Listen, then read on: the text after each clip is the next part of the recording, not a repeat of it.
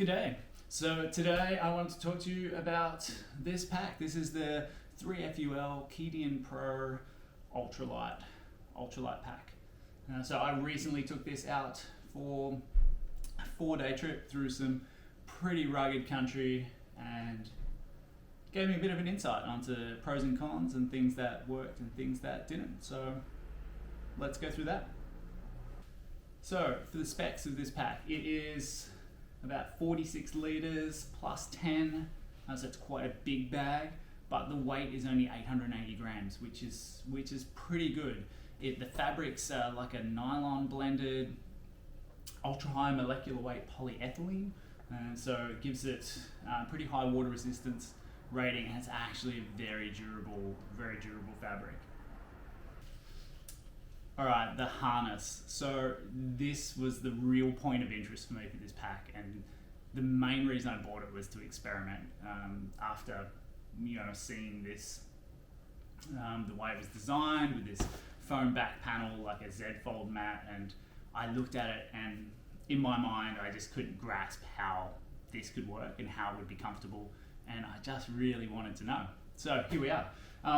Now, unless your back length is exactly the same length of this pad, there is no way this is ever going to work, and there's no way it's ever going to be comfortable.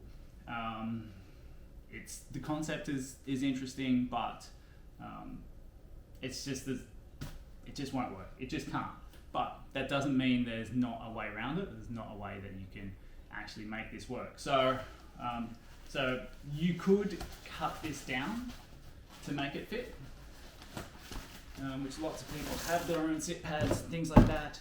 Or actually, what I've been doing is I actually have a sit pad out of another pack from another manufacturer, and I've just been using that, and I actually find that sit pad actually works better for my back size, and it actually makes the bag surprisingly comfortable. So this actually worked surprisingly well for me, but it doesn't come without its problems, because the bag is designed to have that big fat mat here, and so to compensate for that, the shoulder straps have to be longer, so they're quite long. If you're a short person, they'll bottom out before you actually get to make them tight enough, and that goes the same for the waist belt as well. So because it's designed to have like another couple inches of padding here, the waist belts are really long, and so if you're a slim person, you are never going to be able to tighten this up enough to actually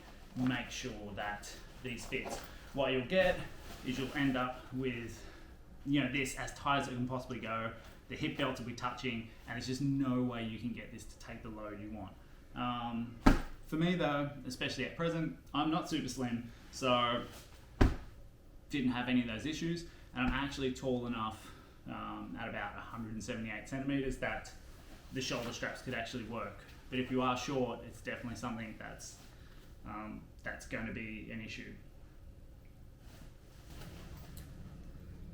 I would have to say though, this bag has possibly the biggest hip belt pockets I have ever seen. I mean, they're nearly big enough to be packs on their own. A part of that's because the hip belt is so big, but they're just huge. I have two of them. You can fit so much stuff in there, which is actually really nice. You pair that with really big pockets elsewhere, so you've got really big side pockets, which are actually quite deep. They've also got like a little bungee closure system on it as well, so it means that nothing's going to escape.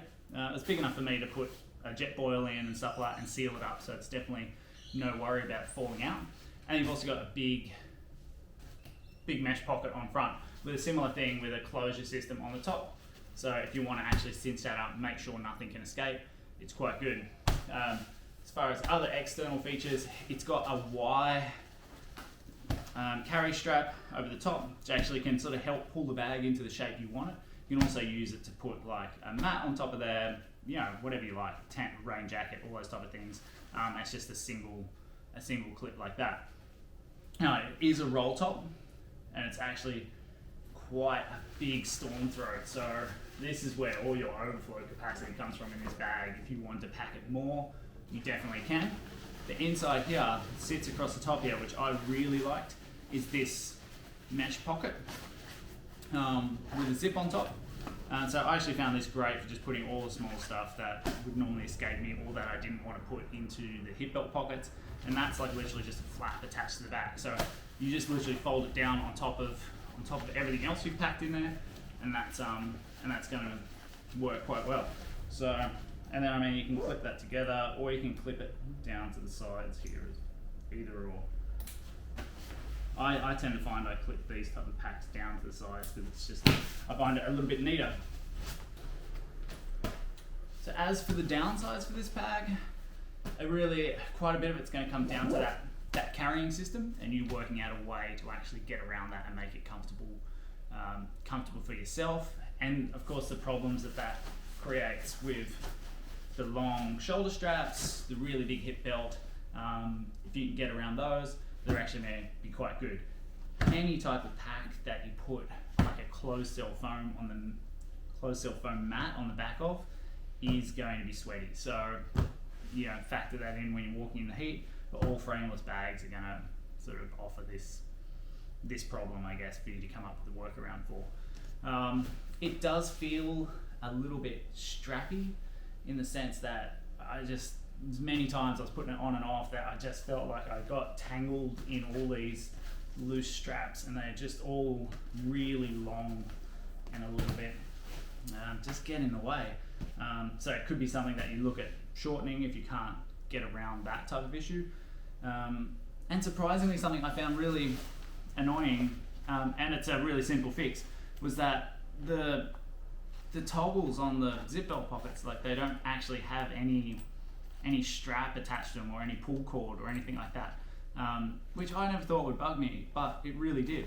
So it's definitely going to be, before I take it out next time, I will definitely tie some cord through the end of the zipper or something like that, just to make it a little bit easier to open and close these, a little bit less fiddly. Alright, so the verdict. I actually surprisingly really liked this pack. I'll definitely take it out on future trips. I think you just need to be able to get past the carry system for it, and so if you're a shorter person or a slim person, this pack's probably not going to work for you. But if that's not the case, there's no reason why it can't. It's actually quite a good pack. There was lots of little features that I quite liked about it, and I found the material to be very durable. I put this through some really rugged country, the type of country that just tears holes in my other ultralight packs every time I go out. The Australian bush can be quite tough, especially if you're doing off-track stuff. And this thing comes through without a scratch on it.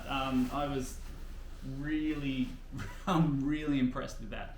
So it's definitely worth a look. Like if you're after a budget ultralight pack, then yeah, I think give this one a look. I grabbed this off AliExpress.